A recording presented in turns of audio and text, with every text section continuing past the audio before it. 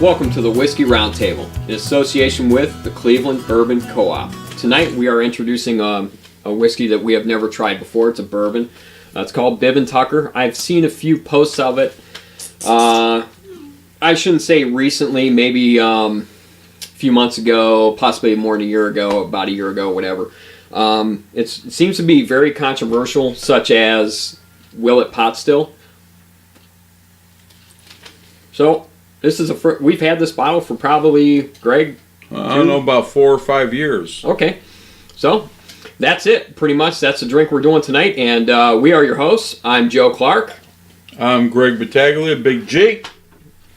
And that's what we have for you tonight. We're going to call this, this is like a practice show. We're going to do things like this, just me and Greg sometimes. We're going to call these the Whiskey Roundtable Shorts. When we have nothing else to do, or if other members can't make it of our group here with the Whiskey Roundtable, and we're going to do our little samplings and record our own short videos of things we do, and sometimes we get stupid, and that's just how it is. Greg, if you want to pan that bottle to that camera right over there, we'll take it over. Let the audience see. Just hold it real straight, and that's a great shot. Good. Bibb & Tucker. Let's hope it's good. We've had this sitting for a while, and very, very eager to try it. We thought it was a rare thing to get. It's actually something that's been seemingly be reproduced, and it was on the scene and then off the scene for a while, and that's all we're doing tonight. We're just going to sip it and see what our uneducated minds of whiskey, because we don't drink a lot. We don't have any collection of anything, do we, Greg? No, we're just a couple bottles here. We just have like 3 or 4 bottles here, so when we get a little something, we like to share it with the group. We do, right. Cheers, Hank, Carl. Cheers to the Cleveland Bourbon Co-op. Everybody, hopefully you're drinking tonight, as such as we are. I'm going to pull up a little history here. When we do these shorts, it's very, I guess you can say, somewhat unprepared, but it's kind of the whim of the moment thing.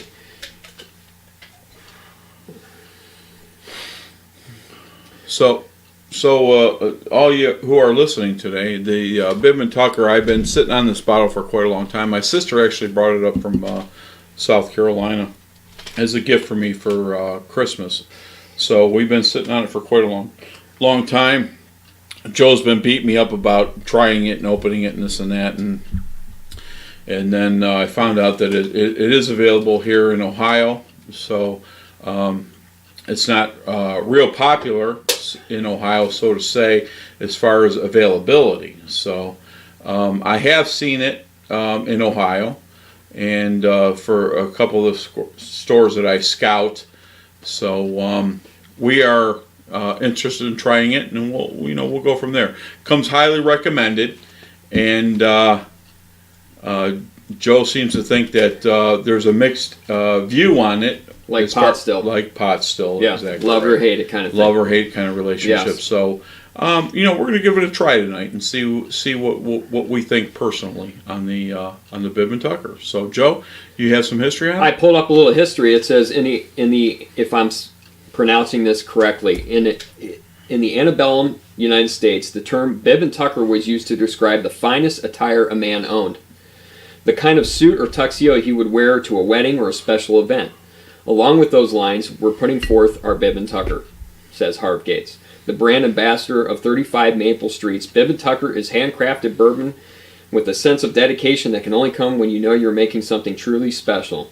And we're going to find out if it is or not. We're going to find out here in a minute. Hopefully it's not a... well, it's not a disappointment. So Exactly.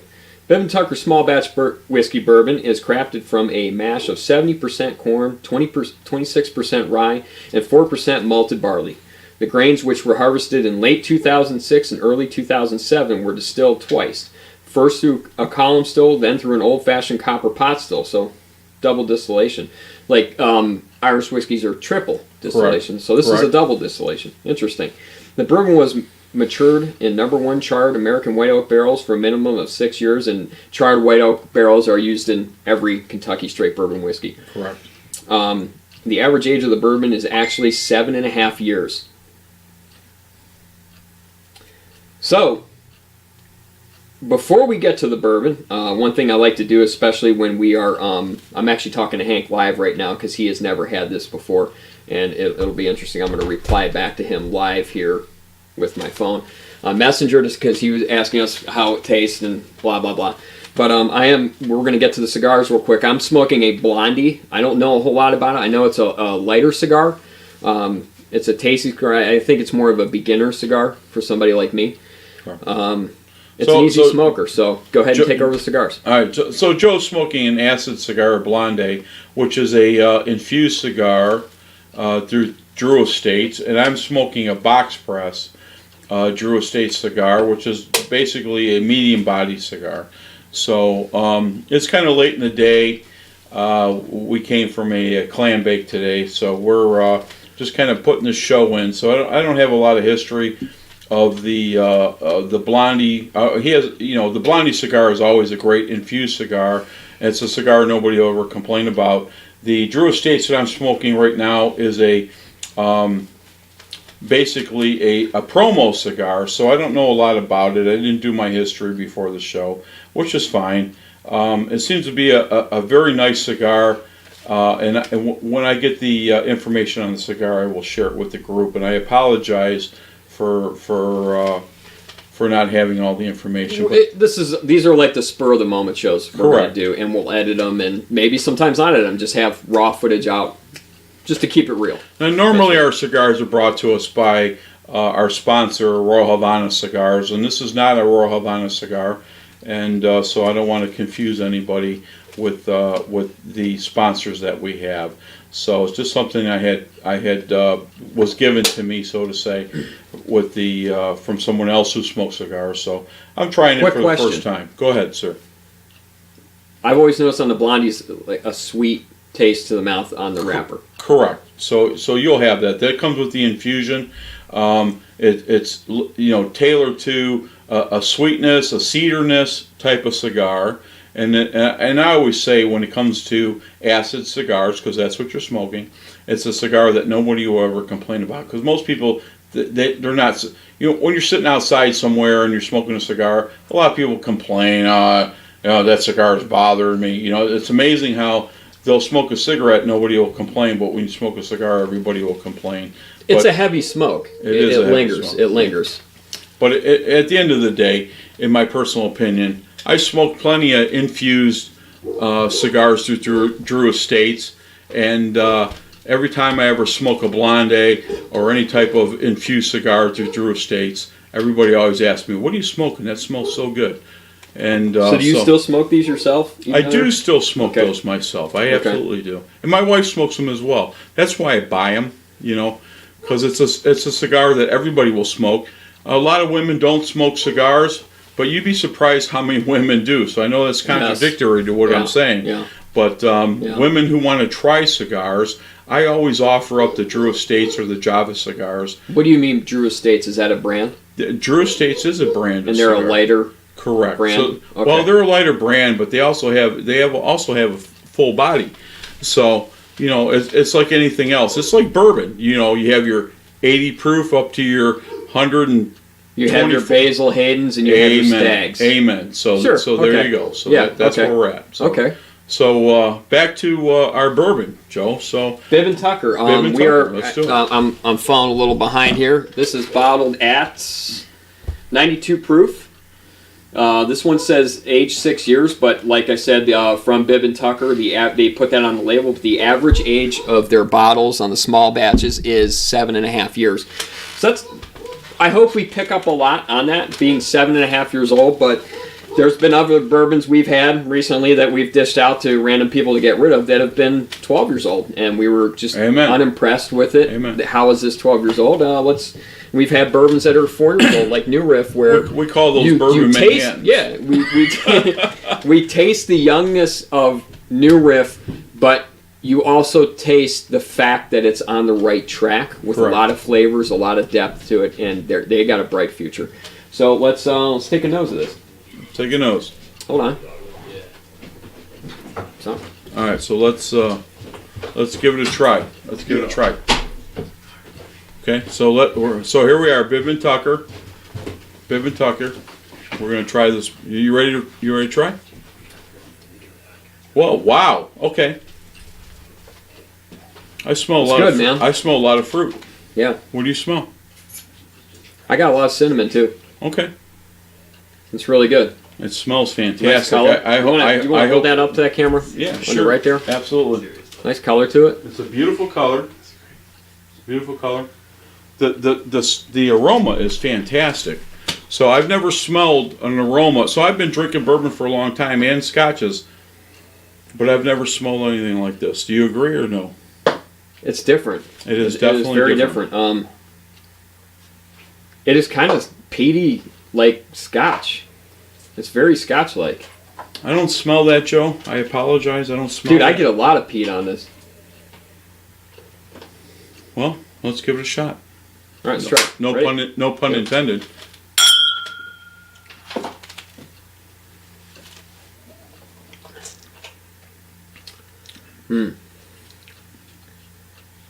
Whoa. So it's pretty powerful. It's pretty powerful.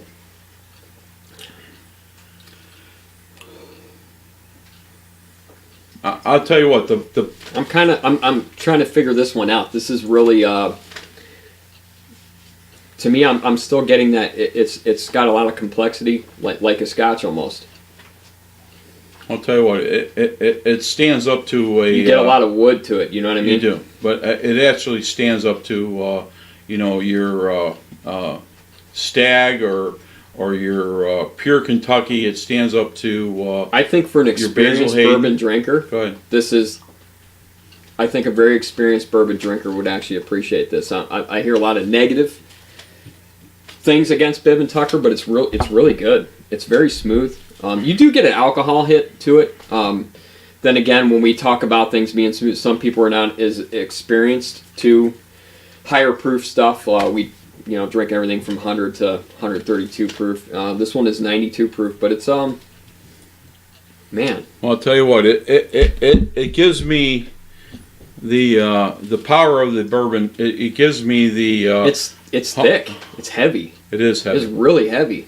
But it gives Oily. me it gives me the Bookers.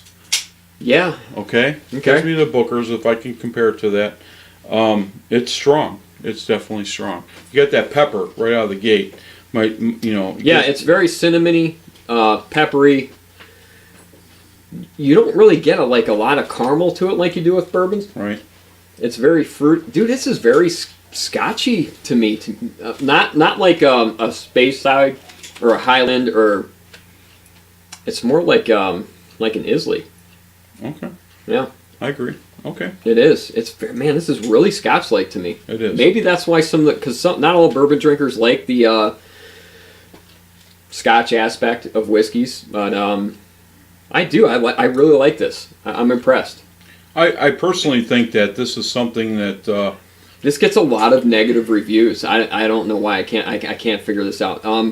We actually had during our show here, we're doing a short. We had a couple people walk in.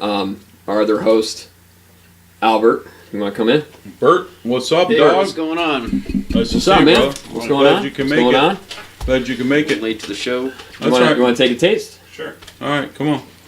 And your name is? I'm Michael. Michael, how What's are going you? on, man? Nice to meet you. Yeah. Mike's nice to meet you. I'm going to give you a little taste test over here. Yeah, let me grab my glass. Okay. So look, Michael's he's already dialed in. Look at this fucking He's already guy. got a cigar and everything. So what? Did you have a cigar? What are you smoking? This is, I don't even know what is. Let me see. Let me see what you got there. It's a nice cigar. All right, so this is a La Gloria. It's a medium body cigar, and this is something new out that I have not had, but it seems to be burning well. The structure of it's very nice. So I've never had it, so he's going to be our guinea pig tonight. Yeah, So tastes pretty good. So let me light that up for you. I know that you got some ash on there, but let me light it up. Do we have Okay. another spot for him to? Yeah, I'll get him a chair. We kind of have like a faux table now. We have a table being built. It's really big. This is actually a bourbon barrel from Buffalo Trace, and there's a tabletop one on it. And we're kind of in the infancy. That's down the Bourbon Barrel Trail, right? Yeah. Okay, I think I was down there. Buffalo Trace is our favorite distillery. They make a lot of very popular bourbons. You have the regular Buffalo Trace, Stag, Blanton's, Elmer T. Lee. So all the coincidental- Pappies, you have your Wellers, you have your Mike, get your face over in that camera a little Oh, bit. yeah. Get your face in that There he camera is. right there. How you doing, What's your name?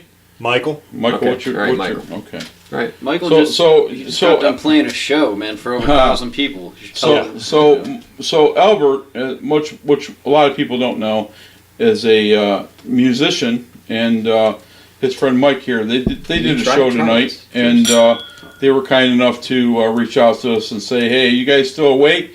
We're going to come over there and hang out with you thanks, guys." man. Albert is a part of our show, Cheers. and of course, the Whiskey Roundtable, which you guys don't have. We don't have complete yet, but the barrel that you see here at the show is a Buffalo Trace barrel.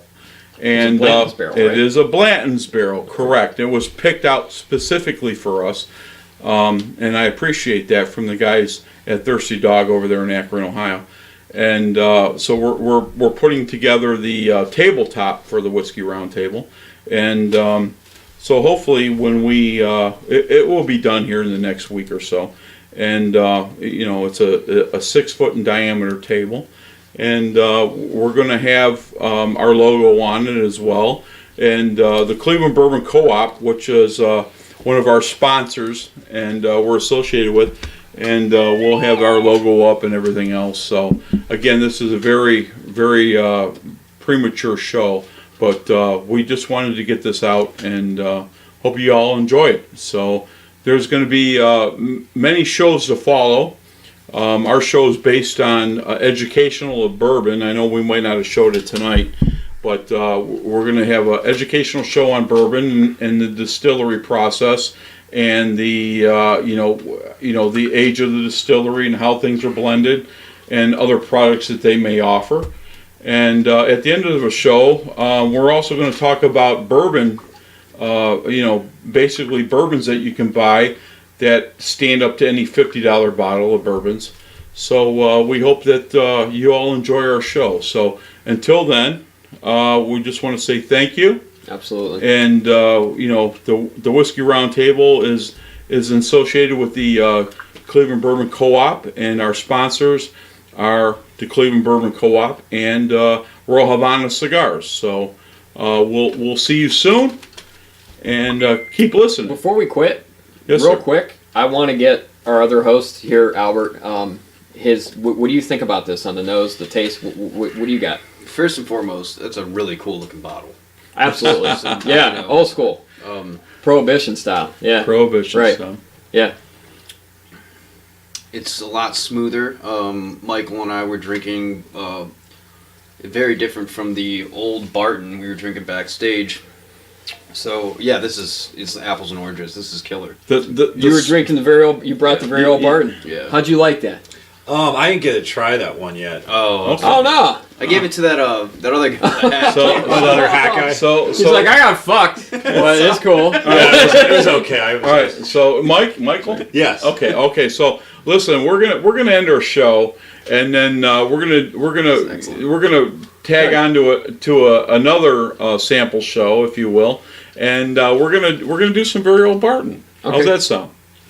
Whatever you want to do. Of course, we don't stop at one. Right. So We try to say we do, but it never never ends. that It way. never ends. So well, Okay. we're gonna do one tonight. Be very responsible adults, and it's like 17 later. We're like, I'm completely Yeah. trash. It's 5 in the morning. You know. So, what I mean? yeah, That's well- how. No, literally, that's how it works. That's every time. how it works. Sounds like Exactly a right. And good for show. shifting this to Wednesday nights, that cannot It's happen. gonna happen. It's gotta Because happen. I have to It's wake gonna up happen. and run a business the Yeah. next day. I So know you it's do. not. I know you do. It's not. I know you do. We can't do that. So hey, listen, All right, guys. all of you. Hey, What key were you want to play in? You just want to do a straight blues name? do your thing, guys. Whatever you want to do. How cool would that be to open another next show to that? That would be awesome. We should do another show. Go pick a whiskey, Greg.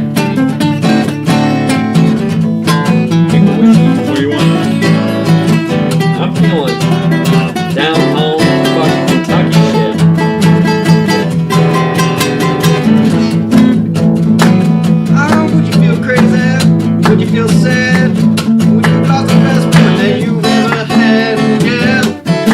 The whiskey round table's the place to be. Yeah, because I got you with me. And drag it to Ziggy Zaggy, Ziggy Zaggy, said oi, oi, yeah, I comes to New Orleans. My elbow with the woods amongst the evergreens. There was a country boy who couldn't read so well, but he could play that guitar and like a ringing bell. In the night, saying, Johnny, be good tonight.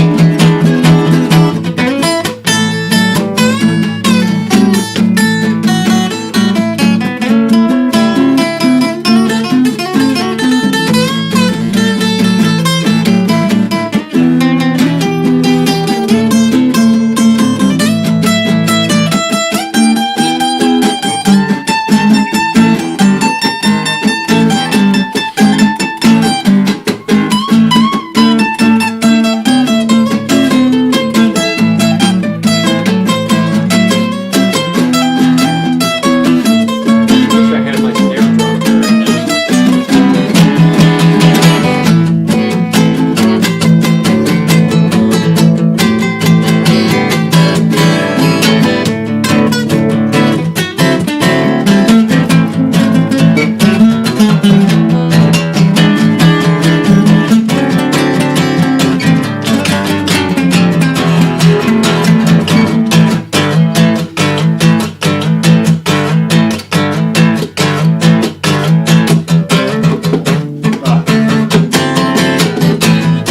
Good save.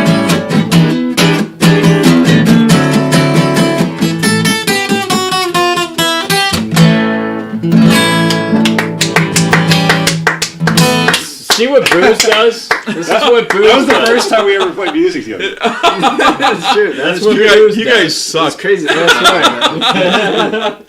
That's right. That'd be great. We need Oh to- my we need god, to open- dude! You gotta need to do the you gotta next be on the intro. show, man. Oh, I'd love you to. gotta be on the show. Welcome to Whiskey Roundtable. Whiskey round. You guys need to do a jam like that. We're gonna introduce the next. Oh When he my was- when he was god! making- Welcome. What he started off with, did you record that? Oh yeah. Yeah, Oh, Okay, The you whole should thing take is what he did recorded. in the beginning, because that was really good. He was singing. Did you hear I the know we lyrics? heard. Yeah, Yeah. it was really good. These guys need to put together something, in my personal opinion, As our opening. as their opening. Because I'll I tell you think what, we already did it. well, I'll tell you what. These guys our pre-show stuff. These two guys doing their thing, and we will. His name. He'll be one of our sponsors. Right. Okay, he'll be one of our sponsors. And I'll tell you what, as the show evolves, and I'll be honest with you, as our show evolves, I'm very confident that we will be compensated for it. So right now, we're not going to make any money. Oh yeah, yeah. But as our show evolves, and we keep introducing them, they're going to get gigs, and we're going to get money. And what I mean by that is we can share that with these guys, man. Oh, I yeah. have no problem with that. I love no having problem. money shared. So what'd you play tonight? We did the bands. So I'm trying to think. What would be? Do you know? Just play it, man. Yeah, Just play it. not too. You record? Okay. Never stop. Should I pick the next selection? What kind of whiskey is it? It's on you, man. What are you feeling? Bourbon? Scotch? Are you more of a Scotch drinker? I follow you guys' lead, man. I'm hanging pretty well, man. It's on you, dog. I like You're it. picking I it. Are like you more of a Hey. Scotch or you don't care? I You I know really, I'm what? not Let's do big. some Buffalo Trace Single Barrel.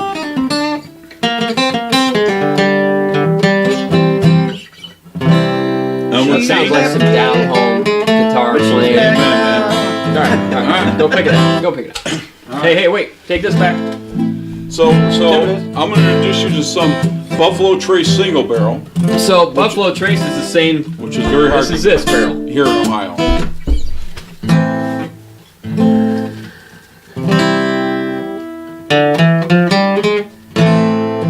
Virgil Kate is the name, and I served on the Danville train until Stone Man's cavalry came and they tore up the train.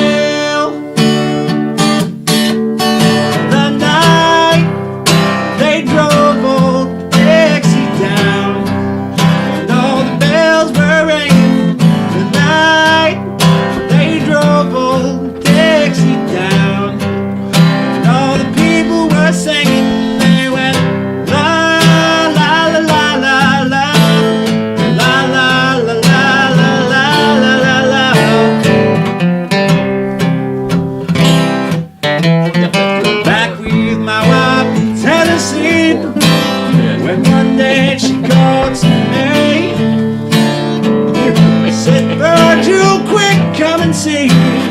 There goes Robert E. Lee. Now I don't mind chopping wood, and I don't care if the money's no good. You take what you need and you leave the rest, but they should never have taken the very best. That night they drove old Dixie down, and all the bells were ringing. That night they drove old Dixie down, and all the people were singing. They went la la la la la la la la la la la la la.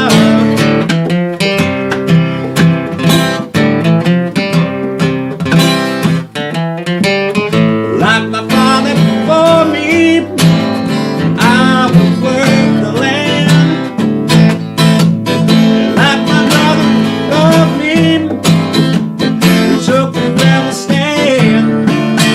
He was just 18, proud and brave, when a Yankee laid him in his grave. And I swear by the ground below my feet, can I raise a cane back up when he's in defeat? That night they drove old Dixie down, bells were ringing. The night they drove old Dixie down, and all the people were singing. They went la la la la la la la la la la la la la.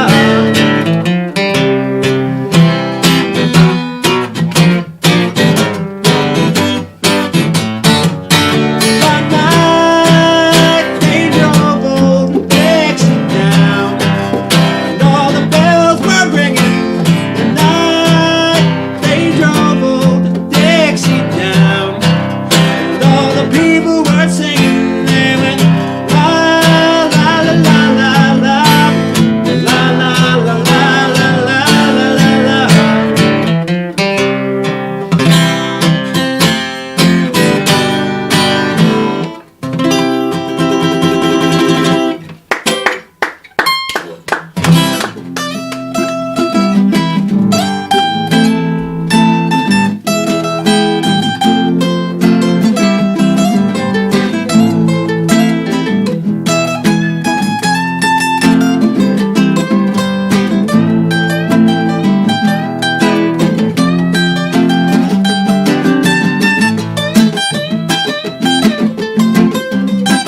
Welcome. This is the Whiskey Roundtable associated with the Cleveland Bourbon Co-op, and we are introducing Buffalo Trace Flicks Pick. We are your hosts. I'm Joe Clark. Greg Battaglia, Big G. I'm Albert Santilli. Bertilli, yeah. Special guest tonight, Michael Brokamp. That's fantastic. the Whiskey Roundtable. The Whiskey Roundtable, man. Fantastic beginning. So if y'all haven't figured it out by now, Albert Santilli and Michael Brokamp are musicians, and we just met Michael for the first time tonight, and he's a jazz blues musician, and he was kind enough tonight to come out here after a gig and spend his hours before he has to go back to Columbus to hang out with us. So you got a little taste of what he does. Michael really, and Albert as well, they're pianists.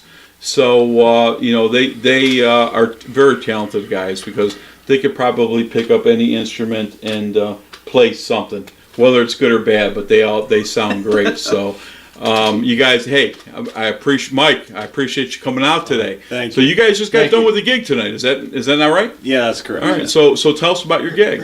Okay, so I was up at Nelson Ledges Quarry Park. Albert came out and met us up there, playing the music of the band from the film The Last Waltz, which was the band's final concert. The band is known for the song "The Wait." They also did Ophelia. They did "The Night They Drove Old Dixie Down." They started off as Bob Dylan's backing band and then went solo and had success from there. So their final concert is called "The Last Waltz." It's a great movie, Martin Scorsese movie, and we will be doing that concert live in Columbus, Ohio, at Newport Music Hall on November 16th. Awesome. So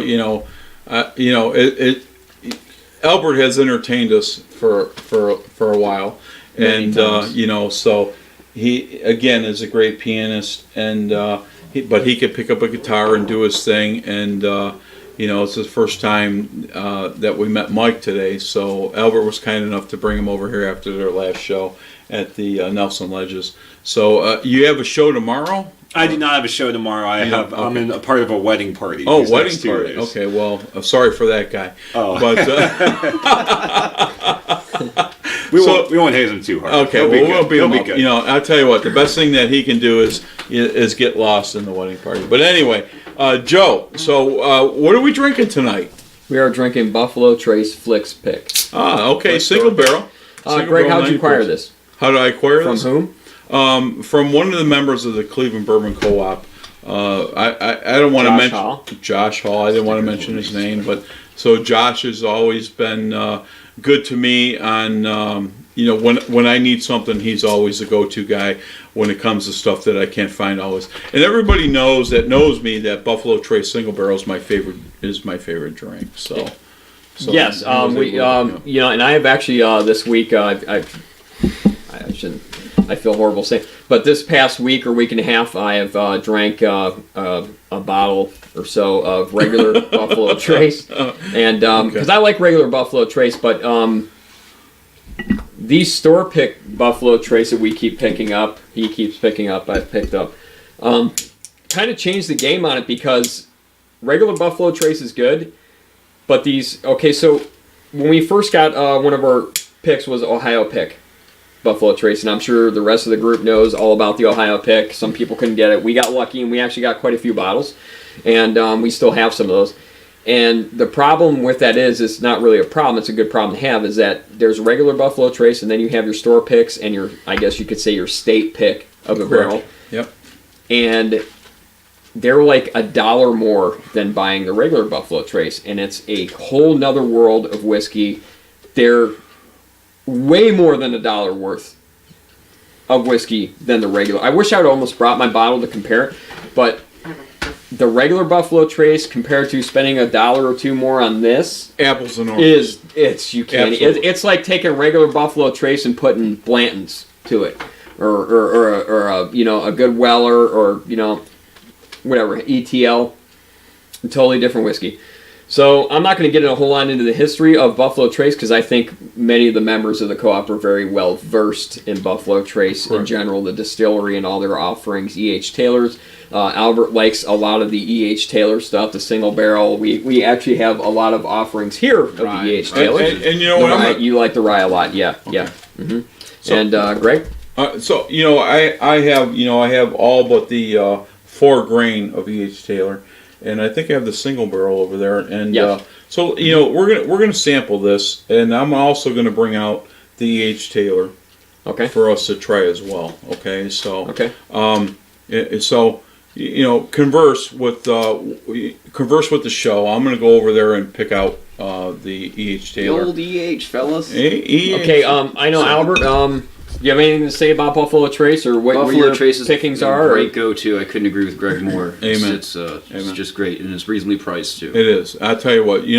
I'm a huge fan of Buffalo Trace. That's why we have the barrel, man. So this is our whiskey. When we say Buffalo Trace, let me clarify. Not just Buffalo Trace. Oh, sure. The bottom shelf bottling that we have here. It's not really bottom shelf, but it is. The distillery in general. They make. So many different kinds of whiskey, and they're one of the only whiskeys that has been continuously in production, which means through Prohibition, they were legally allowed to produce and sell whiskey. I don't know, Michael, if you know that about Buffalo Trace. No. I think they're one of 2 distilleries that were allowed to do that. Medicinal, which means nothing, but it's whiskey. Sounds like what's going on with some other stuff today. Right, So, Joe, I said single barrel, and I apologize. you know, sometimes small batch. It's small That batch, one and is I small batch. apologize. We do because have it. Yeah. We do have. I mean, we There- have we them have all, many offerings for except the EH 4 day. grain. Yeah, So yes. I get confused sometimes because we have so much I can't keep track of everything. Right. So again, this is a small batch, E.H. Taylor. And that's a great drink because It it's is. only It's one about of- $39.99 is retail on that, Right. and it's fantastic. So it's one of my It's favorites. really as well. good, So yeah. I'm just going to put this on the floor right now. Is that Okay. say bottled and bond? It is all Yes, bottled and yes, bond. yes. All the E.H. Taylors are all bottled bond. and bond. Yes. So they're 100 proof. Yes. No ifs, ands, or buts. So, you know, and we have them all except for the 4 grain. But And thank again, you to the group and also Hank and Carl for turning us on to such Mm-hmm. very good drinks as this. Anytime we see anything that's offered by Buffalo Trace, we jump on we it jump on immediately. it, exactly. A lot of times with other drinks, we'll jump on them in a way of going to Lizardville and trying a shot of it or a Right, pour of it, right. as you will, and seeing how it is. And Jay does a great job over at Lizardville Yes. as well. You know, we've had some stuff that we have here that we haven't opened yet. We kind of cheat when we want to know what something tastes like. So we roll over to Lizardville and we have our little list and we say, you know, let's try this or let's try that. And you know, I don't think we've ever been disappointed. No. You know, so yeah, he runs a great show over there. You guys So can find Stephen Klein behind the bar serving at Lizardville Correct. too. Yeah. You know, he was a friend of mine. Sure. At the Grove, when I played piano at Grove Hill. Yeah. Mm-hmm. and he's very diverse. Yeah. In bourbons and scotches, and he has turned us on. You know, sometimes Very when- good Canadian whiskeys. Yes, Entrapment? Yes, Entrapment is 25-year-old fantastic. Canadian is and Stephen is unreal. always when we don't know what we want, he wants us to try this or try Yeah, that. And yeah. he's never failed. Yeah. So all right, so you know, let's give this Buffalo Trace single Give it a single sniff. barrel a little sniff, and let's try it. So I like to swish it around, like I always say, and. So, you know, when you swish it around and you smell it, you know, most people smell it with their mouth closed, and then they always say if you want to smell it the proper way, you're supposed to have your mouth open a little bit. And I actually like it. I like to smell better with my mouth closed because I think you smell more of the notes than you do with your mouth open. Contradictory for me. I understand that, but for me, I like it with my mouth open. I understand that, but for me, I like it with my mouth closed. I think you get a lot with your mouth open. I learned that actually from Carl. hanging out with Carl, right? And those guys, and I'm sure they're right, but for me, it works better with my mouth closed. All right, guys, give a little taste test here. Now these store pick and single barrel Buffalo Traces are And that's on a the 90. nose- That's on a the 90 nose, proof for all you listeners. They're very heavy on the nose. You can Correct. and it's not just the way I feel when I hold it, but they almost feel heavy, very oily, like a motor oil almost when you're holding it in the glass, and they have very long legs to them. I don't know if you know legs is. See the legs? How they drip? They're very heavy, oily, here's like a prime almost like a example. motor oil. Mike, if you, I know you're not a bourbon guy, so to say. You're learning, so no disrespect. No, that's correct. So, you know, I always hold up to the the left. glass, and you see the ripples see it rolling down Yeah. there. Okay, so those are the legs. So that usually determines some of the proof. But look at all the legs that are in that. You see it? I don't know if you can see it or not, but you know. Ooh, doggy. So you know that's what gives Very that would- slow, very slow slow, legs. exactly. Yeah, I don't know Very if- nice. Mike, I don't know if you see that or not. No Yeah, I disrespect, can. That's you know. no. That's, They're heavy on the See the nose. legs in This Feel is the ripples in it. Do that again. I'm sorry, I didn't switch camera quick enough. No, I apologize. Go down a little bit. Give it to the camera. So you see all the legs in it. Got all the ripples in it. Right. It's consistent too, so mhm. you know. But you know, single barrel Buffalo Trace, even though we can't really get it in Ohio, if you find it, it's one bottle per person, which kind of pisses me off. But you know, I don't send my kid in there 8 times a day to buy a bottle. But it's good stuff. So it's great. So you know, we're gonna compare this, which is apples and oranges. Sure. So this is 90 proof. Okay. 90 proof, okay, and the small batches, which they all are, bottled and bond, are 100 proof. Yeah. Okay, so we're gonna try this, and then we're gonna try a small batch, and we're gonna compare 90 proof to This- 100 proof. To And I get back think to you're the gonna be nose, which surprised. we didn't talk a lot about, was it's very caramel, It is very kind, and vanilla heavy as well. caramel. Yeah, heavy caramel, heavy vanilla, Yep. kind of nutty a little bit, Sure. and you also get that charred Barrel. oak barrel. You get a lot of that woody charred oak It gives, barrel. and, you know, charred barrel will give you your color as well. Sure. So a Yeah. lot of people It's don't know. Yeah, it's a darker drink. It's heavy. It's very heavy on the tongue. It's got a lot of weight to it. I don't know if Warms you up agree my with this or stomach. not, but Oh no, I it's agree. very yeah. It's very very feels oily. a lot thicker. Yeah, going, it's very oily. Yep. going down. Very thick. Yep. You know, the thickness isn't. But this one doesn't burn going down. I don't know if you guys. I'm used to really high proof stuff. This doesn't burn to me going down at all. It's a little warming, but like as far as this versus your regular Buffalo Trace, you get a lot of that burn at the back of the throat, and it's still the same proof. So that tells you the difference between the two. You know, I always tell everybody, Joe. It'd be interesting to hear the distillers like why What- does your okay. regular Buffalo Trace do this, and at the same proof, this is so much better. So I'm a big advocate of you know, you taste it out of the snifter glass, and then I always wash my palate, if you will, Sure. and then I come Which I back did, and I hit yeah. it again, and it gives it a whole different flavor. You know, it cleans you up. So you know, in between drink or testing, you know, I always have some soda water or beer or something like that. And we're not big fans.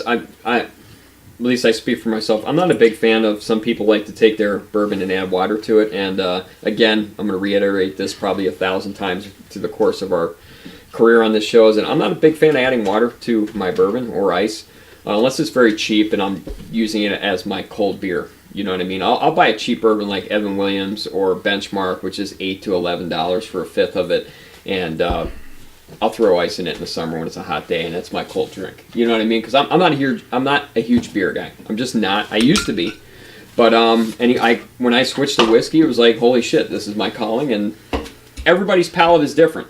You may disagree. I may disagree. It's just the way it is.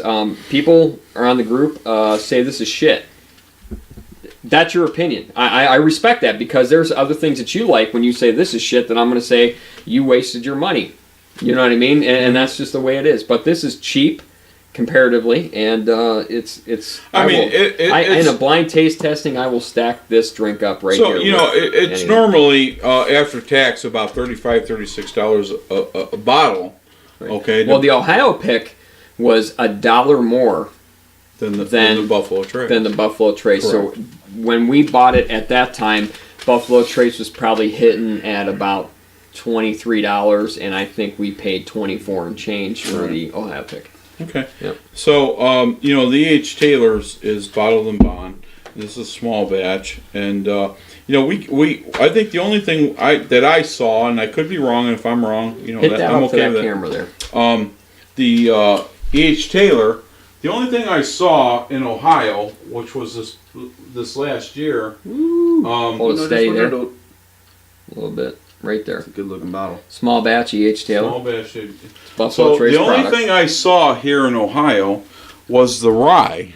So you know, in my travels, which you know I travel a lot. And we do get small batch in Ohio and the other ones. Okay, Fort Wayne we is do hard to now, get. but Yeah. when they first introduced us Right. last year, Right. or you know, They were not. They as were not readily- as Ohio. they- You know, a lot of people say Ohio is like the toilet of whiskey, but lately it really is. It was for a long time, but now you know people still complain every now and then. But no, we're seeing a lot of things that we haven't seen before this past year, and I think 2019 is going to get a lot better for that. And I'm actually happy with our pickings because I've traveled around, and it's some other places aren't as good, and there's some other places obviously are better that you've seen. But Ohio, I think we're doing okay. We're progressing. So Michael, appreciate this short little story. I was down in New Orleans playing a couple shows with my friend Dave, who's a fantastic blues artist. He plays guitar. Anyway, I come out, and you know, in New Orleans, you can gig as much as like 3 times in a day there. So works good, and I run into a liquor store. am I buying you guys plane tickets or what? So No, yeah, but I found a bottle of Colonel E.H. Taylor. I Right. think it was a rye. And And you reached out to me. Go Yeah, ahead. I think I might even post it in the Bourbon Co-op. But what I did was I wrapped it up in some shirts and threw it in my luggage on the plane. And all I could think about the whole ride back was, man, I hope this bottle doesn't break. And sure enough, I got it. Everything was cool. It's better than being in the trunk of a car on a hot day. Amen. Yeah, that's the Italian side of me we won't talk about, but go ahead. No, that's it. That's the story, man. So Albert I said to him, Albert, because he's like, look what I got. I was like, go get me a bottle. He's like, I'm past that. It's not a good Well, neighborhood, blah, blah, blah. yeah, right? so it's New Orleans, So I was like, and they okay, were following me no problem. I get it. So, and the reality was, I had an opportunity to buy the E.H. Taylor rye local, and I said, I passed on it like a friggin' idiot. I passed on it. I went back the next day and it was gone. They had one bottle left and it was gone. So in my travels, I was able to find small batch. I was able to find the rye. I was able to find, I think it was single barrel if I remember correctly. Don't hold me to that. And now I don't know if it's been out for a while or not, but now they have the 4 grain, which you don't have, which really makes me angry because I was like, oh damn it, really? And I was just in the same areas. And he's worried about it like we're not going to get it. Yeah, well, you know me, but No worries. anyway, No worries. Yeah, here. I'm not trying to be like that, but we'll get it. I usually get whatever I want. Mike, introduce yourself again, full name. Michael Brokamp. Go to that camera there. Oh, Michael Brokamp. Okay, so Still like a we kind of skipped over you two, and I'm sorry because me and him talk a lot, and that's just our nature. What did you think about the Buffalo Trace, the barrel? Oh, it was really, really good. I'm not too familiar with bourbon or even liquor. And this is good because I like the. You're the guys. new, You're the guy we like. Go ahead. I like the. Albert, you know not what my so favorite much. thing Just about kidding. whiskey is? What's that? It's not drinking and getting drunk because I don't ever intentionally drink to get drunk with whiskey. I like the tasting the different flavors because there's so many whiskeys around the world. Yeah. And the next thing we're going to get really big into is Japanese, which we haven't been really big into. We'll skip that at a later date, but Yeah. I like your personality. You have Thanks. a really good description. The beginner whiskey description of Amen. these drinks is Yep. it's refreshing. It really is. It really is. Now I'm glad you're on the show. So your name again, Michael Brokamp. There you go. and I want to hear your opinion on this Buffalo Trace. Oh, Flicks I pick. really like the Buffalo Trace. I think I liked it a little bit better than the Jameson Cooper's Crow. Okay, Crow. so I so think you I seem liked it to a be little bit more of a better. bourbon guy. Okay. Well, it was like Wasn't just a little bit college. thicker. Wasn't college. Yeah, I think it could have been the college hangover flashbacks to. So Irish to- whiskeys are always light. They're always going to be light. They're always floral. Yeah, Yeah. it was really good. It tasted there was much more. It was much more flavorful. It was thicker. It was even like smoother going down. Okay. And that's So- 86 proof versus the American bourbon 90 proof. So Yeah, it was really. I really liked the Buffalo Trace. I'm excited to try this next one as well. All right. So okay, this is okay, bottled okay. and bond. So now back to Albert here. So to pontificate where we left off a moment ago, it's a great looking bottle, nice coloration to it, good go-to, excellent pricing. I just love all of Buffalo Trace, all BET products, all of it. You know how that's the school I come from. So All right. So Okay, let's try this. So E.H. Greg, I Taylor. want you to introduce it again. We introduced it to the camera. It's E.H. Taylor small batch, Small batch, correct? Okay, it's bottled and bond. which means 100 proof, 4-year age, at least. at least 4 years age. Okay, so we're gonna try it. Nice nose. It's a sweet nose initially, but it's got a heavy alcohol nose. It does. To It does have a heavy against the alcohol. nostrils. I mean, it's I'm going to say without even tasting it first, I like the nose kind of thing. on the Buffalo Trace barrel pick better than the E.H. Taylor.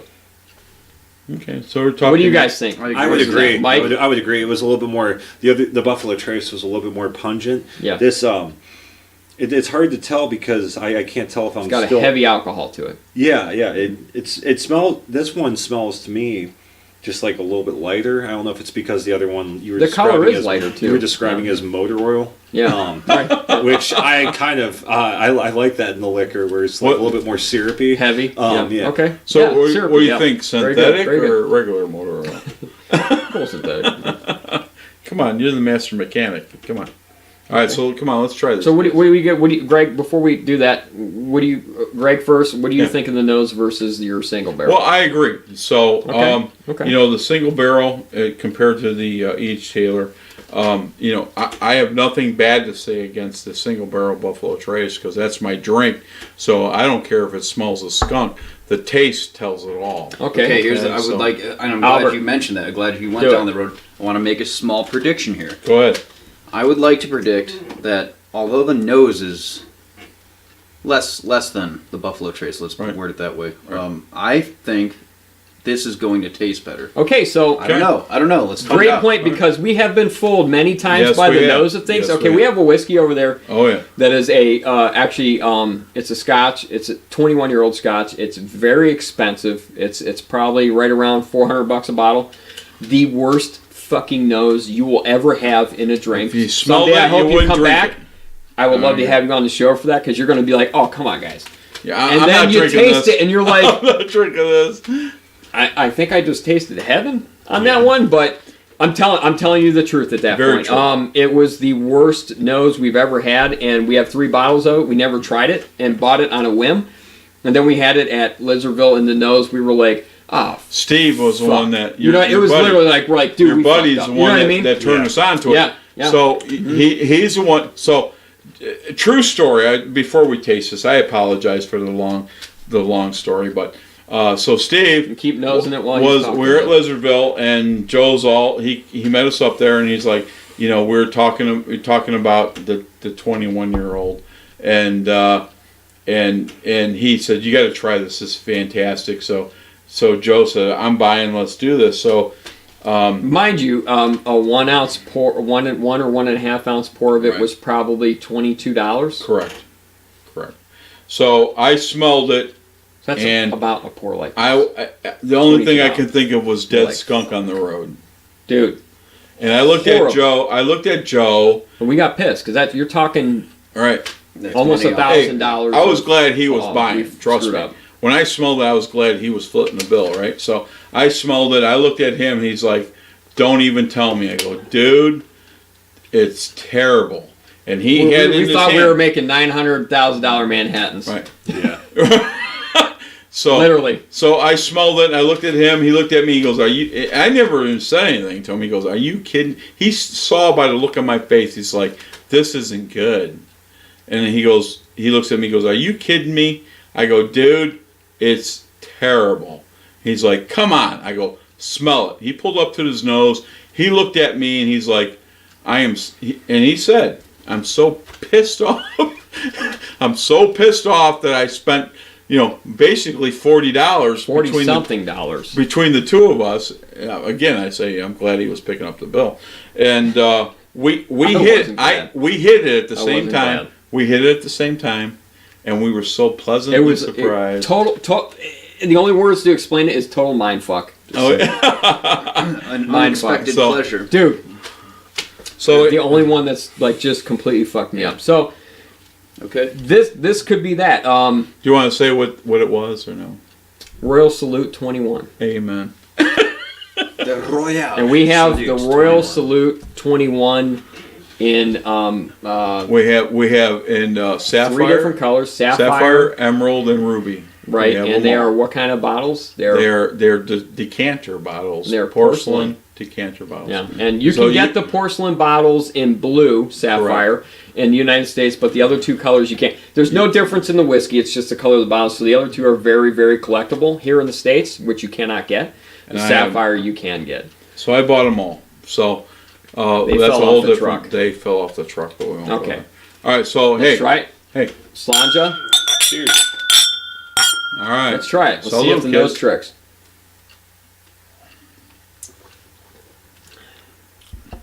Much smoother. For bottled and bond, Um, I think it's much smoother than. it is okay. So right, for me, right, the initial hit. I mean, the first split second of that is it was like harsh for a millisecond, and then it's very sweet. It's smooth. very light. It's not as heavy as that. I like thick, heavy drinks like that Buffalo Trace single barrel, but the E.H. Taylor is very sweet. It's pleasant. It almost, after you taste it, almost like a very floral. Yeah, that's what I was thinking. Super caramel. Yeah, floral. Super caramel, super vanilla. I enjoy the back of the throat burn that it gives you for that split second, because I like that high proof. Right. Yeah. Warms up my belly. It's a little trick on the nose. It's hard to say which one I would prefer. I think for me it's a tie. Okay. I think, Buffalo Trace single barrels, obviously, It's very light, like an Irish. my favorite. That's my second drink. I can't. Again, I'm not an It's experienced super light. drinker on that capacity, but I can't distinguish between that and regular Jameson. I'm not somebody who is very experienced in drinking bourbon through and through, but to me, maybe it's the pungency and like the burning sensation, but There is a burn to it, yeah. and it feels more distinctly Jameson, at least in regards to the generic Jameson, I agree. than the Cooper's Crows does. Right. So yeah, I think I personally enjoyed the Buffalo's Trace just a little bit more because of the consistency of the texture of the Buffalo's. But you wouldn't Buffalo kick Trace. this out of the bed. Oh no, I like I generally like partying. So Good. Oh Okay, my. all right, good Oh review. my. Yeah, Okay. yeah, I like that one. All right, Oh my. okay. I think I might be a sucker for marketing. I Okay. really like the E.H. Taylor. Not I like them Dude, both. dude. Again, I could drink taste- either the one. whole thing about the not palates nose, but the is taste-wise. the palates for one. The palates are always different. I know you're an E.H. Taylor guy. close. Heavy I can see E.H. why you Taylor would guy make it right a here. tie, though. I can see why. So you understand why I make it a tie? Yeah. Because they, it's almost like they hit in a kind of similar way, but at the opposite ends of the spectrum. Like the finish comes in first, and then Right. the beginning comes at the end. And the other one is the beginning comes first, and you know what I'm Yeah, saying? Where they yeah. kind of it's like a crisscross. But this is a lighter bourbon on the feel of it, and okay, in the I mouth. agree It's with very that. light. Okay, It's a yeah. lot lighter than I agree the with that. I agree Buffalo with that. Trace. I agree. It almost It's still a Buffalo Trace product, and yes, so you cannot ever you can never mistake a Buffalo Trace product on the nose. I don't care what the hit is, if it's higher alcohol, they have that always. Buffalo Trace always has that familiar scent to it, and it's hard to say what that is, but it's Buffalo Trace. So so this goes back to Lizardville, and they had the single barrel. Do you remember this story? Yeah. So I had the single barrel, so they had it, and I didn't know they had it, and I said, "Hey, what's my chance of getting some Buffalo Trace single barrel?" And they said, "Well, we just got it in, Lizardville pick," and I was like, Can I hit some of that? And they're like, "Sure, you want a long pour." This was before we started getting the Buffalo Trace picks. Amen. Yes. So they turned around. They turned around and they gave me. I said, "Give me a long pour," and I went up. You were with Carl. After the second or third drinks of it, this gets the Buffalo Trace hits very nice at the beginning, but 2 or 3 in, this is really good. So I gave you the glass. I had I had a little sip of it, and I gave you the glass. I said, and you were with Carl, and I said That was Stag. Was it Stag? That was Stag. Okay, my bad. But you picked it. You picked what it So, picked it was a Buffalo Trace Basically, product. what he's trying to say is we're sitting there. This is the first Cleveland Bourbon Co-op meet with Carl on the east side on that was Miles and Richmond there by the Crazy Horse right next door. And Right next Lizard, to it's called right Lizardville. next to That's The- Crazy Horse, the whorehouse, and that was the. oh my That's the oh Lizardville my there. Why I don't know. Every dude's like, "Where was that at?" Like, exactly. Tell me. It's by the Crazy Horse on Miles and Richmond. There. Oh yeah, I know where exactly it is. The Pooty Where's your Pals. shop at? It's around the corner Pooty on Miles Pals. and Richmond. Where's that at? Which By the Crazy Horse. they Oh, okay. serve- I know. Okay, whatever. They serve the So- greatest Lake Erie cocktails. Right. So, all So, right. I've always been a big Buffalo Trace advocate, and before a lot of other people were big Buffalo Trace advocates in my circle. And it was almost like Greg and Karen were trying to fool me, and they said, "Don't." And they were kind of huddling there, and I'm watching them. I'm kind of looking. I'm drinking entrapment at this time. They keep. They're kind of huddling there, like, "Yeah, he ain't gonna do this. He ain't gonna do blah blah." And he goes, and he pulls around my left side here, and he goes right around my face. He goes, "What do you think this is?" I was like, "What do you mean? What is it?" And he goes, "No, you smell it first. You tell me what it is." And I was like, "I'm not sure exactly what it is, but it's definitely." I'm holding the drink, and I'm like. It's Buffalo Trace product. I'm not sure which one it is, but it's very dark. I'm going to guess maybe Stag. And you were right. And I was right. So Because I love Buffalo Trace so much. I know the smell of it. You know what I'm saying? So, that story being told, do you like the Buffalo Trace single barrel Flicks pick, the store pick, or the E.H. Taylor? I gotta go with the Buffalo Trace. I do think right. actually, reflecting on it now, I think the E.H. Taylor was a little bit more vanilla to me in regards to, I was comparing it to a regular Jameson before. It's a very floral, Jameson is very floral and vanilla-y. It definitely was a little bit more full than just a straight shot of, generic Jameson. But I like the Buffalo Trace, and I think it's mostly, to me, is just based on the consistency of the texture. As you're drinking it, it's a little bit thicker. And I don't know why, but that's what did it for me. Awesome. So I like the Buffalo Trace. That's why. That's which one? Well, you know what? Buffalo Trace single barrel. I don't care what it is. That's my drink. So I'm going with the Buffalo Trace single barrel. Me personally, I am going to go with if I had to pick, and somebody's got a 357 to my head and says, which one do you got to use? Let me go get my gun.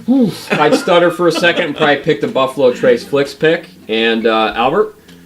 Yeah, I'm sticking to the E.H. Taylor. Okay, see, that's where the difference. Okay, go ahead. That's what I love. Palate-wise, yeah. That's what I love about this show. And I've known Albert for a while, and he's always. We actually had some thick arguments about the rye. We had some ryes one night, and this went on for a long time one night, and it was like. It was E.H. Taylor versus which ride did I have that? I think it was Rittenhouse. It was Rittenhouse. I think I was fighting. I think it was. You know, how much of that is a psychological thing, like a sucker? Being a sucker for marketing. No, cool no. Put it in that tube. Sure. Well, hey, you know what? A lot of people like the Boone County 1833 12-year, and I was like, bullet. Yeah. Wasted money. Wasted money. Yes. You're exactly right. You should try the 12-year, not the 10-year. I said, no, we had the 12-year. We talked about that today. Yeah. I've talked about it many times on the co-op, and that's just my preference. That might be your preference over what I drink, and we are not discriminating that. You have your own palate. We will never discount that. And like I said, some people like Black Velvet a lot. Diane.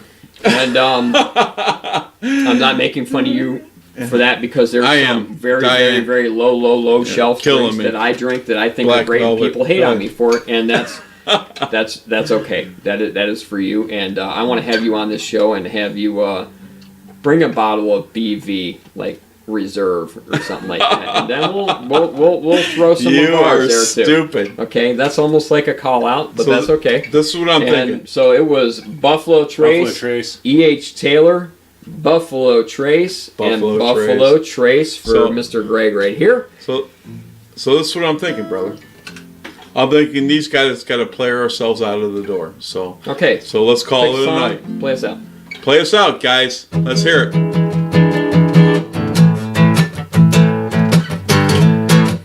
Michael Brokamp, Albert Santilli.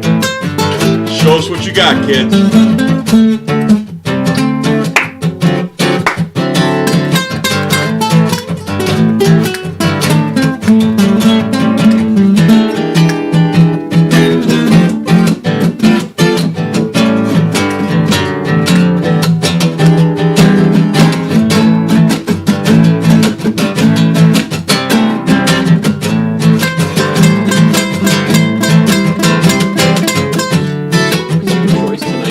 Jameson's Cooper's Crows, a part of their distiller selection of whiskey from Jameson. It is an Irish whiskey. It's bottled at 86 proof.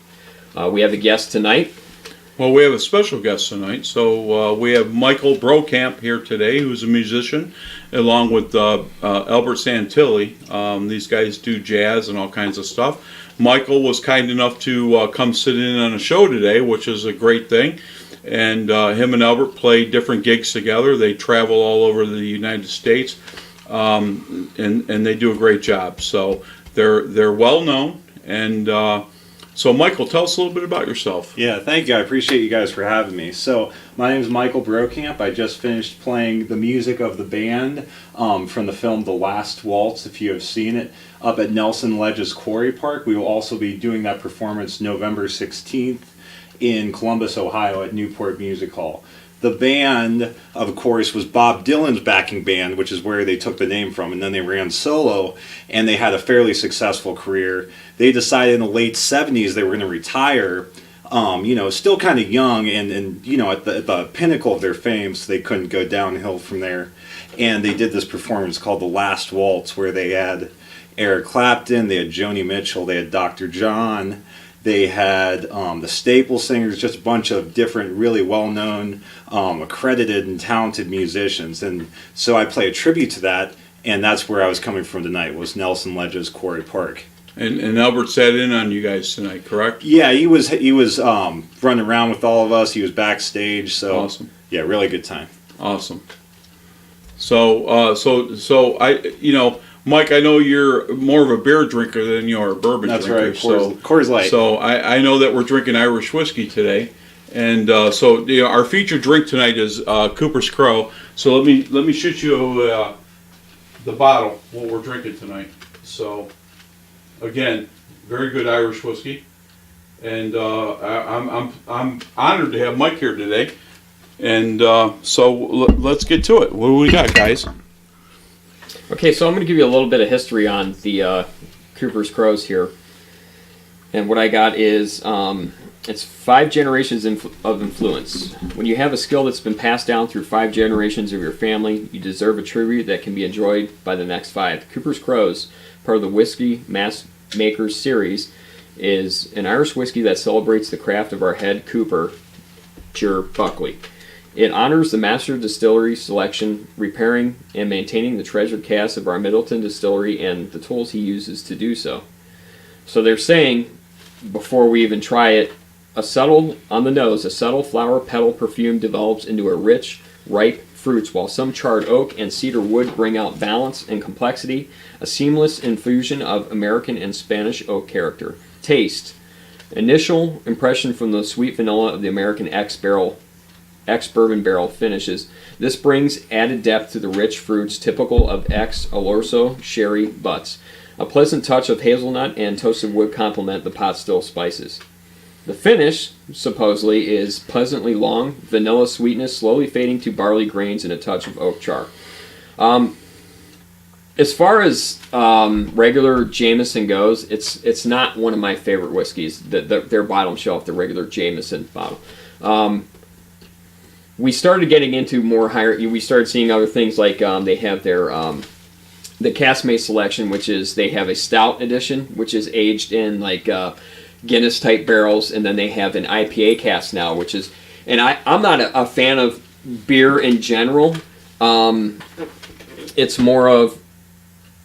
I don't know. I just never got it. I'm more of like, if I were to drink beer, it'd be more of a Coors or Bud Light, or one of the higher end for me would be like the one with an S. It's a Belgian. I'm drawing a blank. Stella Artois, they call it, and I like that one. It's a good drink, and so when I got into this Guinness barrel and then IPAs, I'm not a fan, but when it's done with whiskey. It's amazing. It's incredible. Yeah, it's incredible. And then another thing I tell you to do is take the stout and the IPA whiskey and then mix it 50-50 and you get a whole new drink. We haven't tried that yet. No, we haven't. But I think it would be impressive to try. So let's get a nose of it. Let's get a nose. I like to swish it around, kind of check out the legs. Very fruity, very floral. It is. It's very pungent. It is. Beautiful. And this is 86 proof, so it shouldn't hit hard at all. Should be Irish whiskey is usually very easy to drink. It is very very easy. I agree. very smooth. Let's get a little Very taste. light. Let's get a little taste. All right.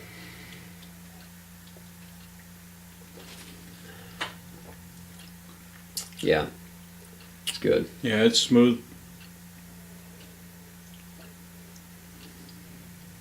Very nice. What are you smelling there? Very easy on the nose. It is Very easy. fruity, It's very vanilla. Fruity. You're very vanilla. A little I agree. spicy. You kind of get that bourbon spiciness to it. So what I always like to do, Joe, is clean my palate a little bit And try it again. and try it again. And Sure. you'd be surprised how it changes. You know.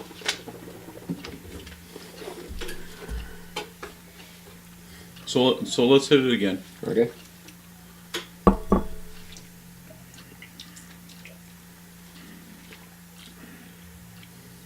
It smooths out. Oh yeah, It brings a big time. much better, different flavor, for sure. It is. It's very vanilla, very No fruity. char. No char taste. I get a little bit of it. What's that? A little bit of the oaky char. Yeah. Oh yeah, absolutely. What kind of barrel did you say this was aged in? Oak barrel. Yeah. Oak barrel. And they also have sherry butts in it too. I taste all that. Yeah. I taste it all. You get a lot of Irish and Scotch. We like our bourbons and stuff, but when you get into Irish and Scotch, they're very complex, Correct. very heavy flavor. They're very fruity, they're very floral smelling, and they're heavy on the nose and they're really heavy on the flavor too. Not heavy like bourbon heavy, but that they just have so much going on. You can just, and the aftertaste is always good. It's a long finish. It's lingering as well. Yeah, it's so very long finish. It is. Yep, It really is. So, I like it. Yeah. I think it's good. What do you think, Joe? You like it? I love this is one of my favorites. Albert? So I'll never. Yes, very easy to drink compared What to. do you think, Michael? I like it a lot. When I was at OU, our favorite shot was called an Irish breakfast, which is Jameson's followed by orange juice. And I did so many of those, and probably did too many of those to a certain extent. So that left. This is bringing back some college memories, but it's a little bit smoother than just straight Jameson. Yeah. Hopefully more flavor. Yeah, it's definitely got more flavor.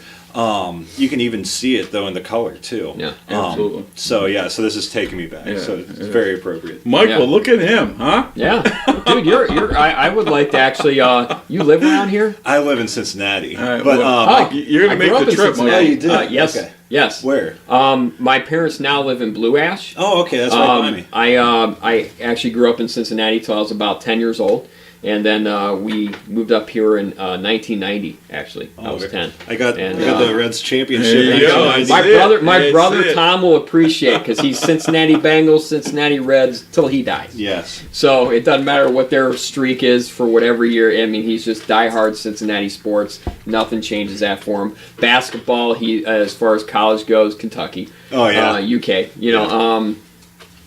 But yeah, he will appreciate that when he sees the show. He's gonna be like, "Right on, motherfucker." You know what I mean? Like, Yeah, I that's love what I'm talking about. But So I have some more questions for Mike, if you that don't mind.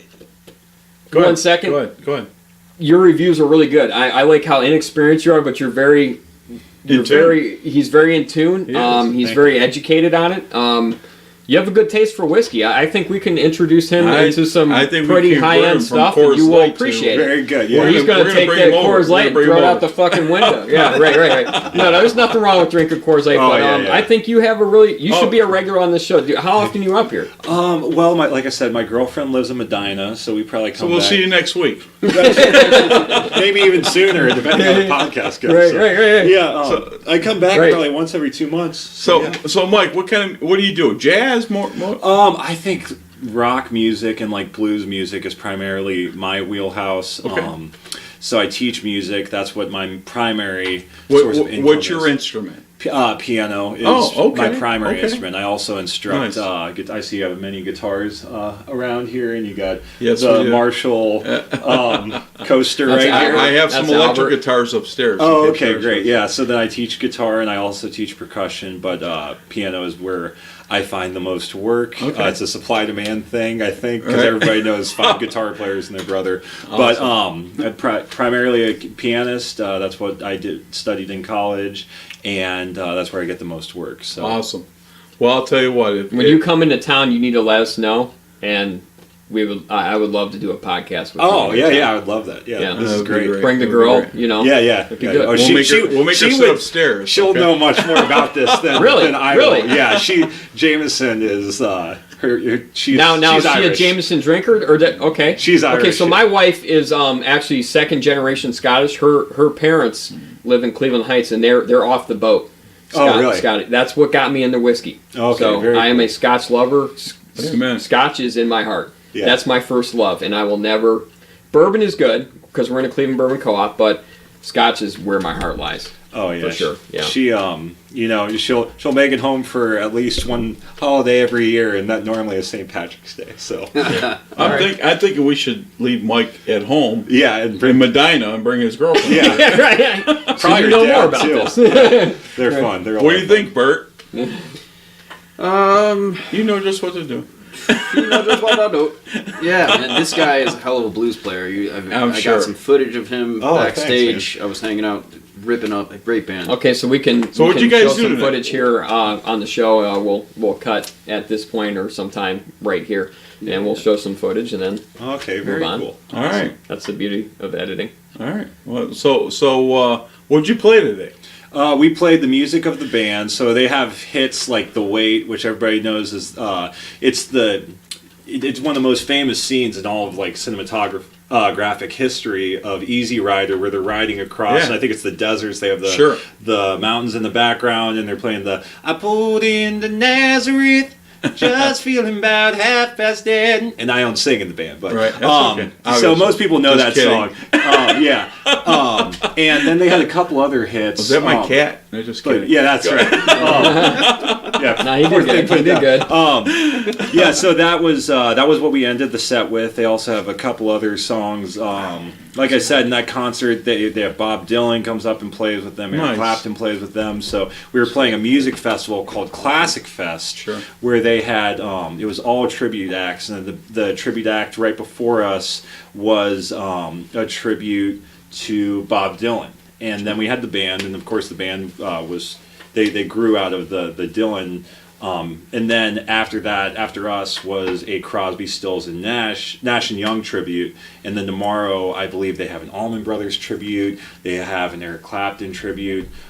So it was just a really good time. I mean, the rain was coming down. There were a bunch of people with blankets on, dancing in the rain and stuff like Right. that. So really, really fun time. One of the best concerts I was at, not to get away from bourbon, but my brother from Texas, we went to Pittsburgh for the Eric Clapton contest, or for the concert. I said contest. I apologize. Concert, and Bob Dylan's son was the opening band. Oh, okay. And I can't Wallflowers. Wallflowers, that's right. Wallflowers. Okay. Yeah. So they did their thing, and it was great. So, I like Eric Clapton. Was he my favorite group? No, but when they came out, when we were in Pittsburgh for the concert, it was fantastic. So the Wallflowers came out, and they played their tunes, and they were fantastic. My wife's more diverse in music than I am. Okay, I was a manager of a heavy metal band. I won't go there, but we did well, and the Wallflowers came out, and they did the opening for Eric Clapton. And I didn't realize they were the Wallflowers, so to say. I'm not a fan of Bob Dylan. I have that. I feel like he has that post-nasal drip type of, singing and all this. And then his kid came Stuffy out. voice. Yeah, and his kid came out, and he's very similar to his father. But He seems to have more projection. he does, and it was a great concert. For the opening band, then it was one of the things I love about Eric Clapton is those guys came out. So here we are in Pittsburgh, and I can't remember the stadium that they played at. It's one of the big stadiums. Three Rivers. Three Rivers, okay. It might not have been Three Rivers. It was like some electrical company or something of that form. And Eric Clapton. So Bob Dylan's son, Wallflowers, they got done with their music. And, we sat third row back, center stage. And, Eric Clapton came out. Everybody came out from the band. And they just walked out, and they waved to everybody, and it almost reminded me of somebody was having a cookout, and it was just kind of a really relaxed thing. And Albert has done this several times at my house, and they came out and they waved, and everybody. I don't think everybody got it. I don't think they got it at first. It's like, oh, holy shit, that's Eric Clapton, blah, blah, blah. I think it almost gave the effect that they came out and they were just kind of testing their instruments. And he came out and he grabbed his guitar, and everyone came out to their stuff, and he waved, and basically, he said, hey, I hope you enjoy the show. And they just picked up their stuff and they started playing. And I'll tell you what, it was one of the best concerts I was ever at. I like a lot of Eric Clapton songs. I was not a fan of Eric Clapton until I heard him play in concert. And after every song, he said, thank you for listening, blah, blah, blah, appreciate you, blah, blah. I mean, respectful to the audience, and it was a great show. It was a great show. And hey, I don't spend a lot of money. Wink, wink. Yeah. But, so he came out and he did such a great show. I bought so many T-shirts. I bought so many. I gotta get this one for my niece. I gotta get this one for my wife. I gotta get this one for this. What a great show! I mean, you want to talk about the Wallflowers and you want to talk about Eric Clapton. It was a fantastic show. It really, really was. So I've been an Eric Clapton fan ever since. And that was just like a couple years ago. So I'll just say 2015, maybe. Oh, wow. Okay. So, I might not have the concert date right or the year right, but I'll tell you what, I enjoyed it. And I know my brother spent a lot of money on the tickets, but, he just took us to the Leonard Skinner concert, which was the final tour this year. And we were the last show, Oh, so, wow. And one of the musicians from Leonard Skinner, coincidentally, went to school with my wife, wow. So and they introduced him and all this stuff. It was a great show. I was never a fan of Freebird. Okay, that's a song. Every time I heard it, I was like, oh my God, really? And after I got the history of the show from Leonard Skinner, because they talked about every show and every song before they played, what it meant and how the song became written and all this stuff. And I had such appreciation for it. And I'll tell you what, every time I hear Freebird now, I'm on, man. I'm singing. I got my lighter out. I got the flame burning, the whole 9 yards. It was a great show. So, I tell you what, I give it a lot to you guys, you musicians, Albert especially, and It's not you. an easy job. Yeah, Everybody always says, oh man, it would be great to be a rock star, but I bet they work harder than anybody. Amen. It's not a. It's a tough. Oh, they road, just man. wake up one day and do a show on a Saturday No, and that's it. But absolutely the not. production of, especially big rock events and stuff like that, the bigger bands out there, that's a 365-day-a-year job. Amen. When it comes to making an album, the way they produce it, how much talent they have, and even guys like a personal favorite of mine, a heavier rock band is Korn, and you watch a lot of their stuff on like YouTube and stuff like that. Those guys tour literally non-stop for the past 20 fucking years, sure. Yeah. and they have put out umpteen albums, and they're always very well produced. And whether you like them or not, that's hard work. Amen. I know being I a agree. mechanic's I hard agree. work. Right. Being do what you do is a hard work. Doing what you do is hard. But could you imagine not only doing the hard work, but being in the spotlight, worrying about your reputation, and also producing the music that everybody likes at all times, and constantly when you put out a show that you're charging $100 a ticket for, Yeah. being top notch. And they're in their mid 40s now, and they, in my opinion, those guys have never degraded in their live shows. I've seen them No, I probably agree. up to 10 times now. And it's just like every fucking year they get better and better. How do these guys get older and they get better? Because they're down at the top of their game. They really are. And they keep improving the top of their game as time goes on. That's with a lot of modern bands. And you respect that. Even the older guys, Leonard Skinner and stuff, I mean, those guys are in their 60s. And they're at the top of their game. They sure were. I'll tell I you saw, what. you know what? I haven't seen Alice Cooper in 13 years, and I saw him recently about 2 years ago. I'm like, oh, this is going to be horrible. He was the opening act. I'm like, he stole the fucking show. Who was he opening for? Motley Crue. Oh, wow. And it was like, he fucking killed it. You know what I mean? But let's not get off track here. Obviously, we've killed the whiskey show for this part, and we appreciate you guys. It's another whiskey short brought to you by the Whiskey Roundtable. In association with the Cleveland Bourbon Co-op, and thank you. Thanks for listening. Amen. Hey, y'all have a good night.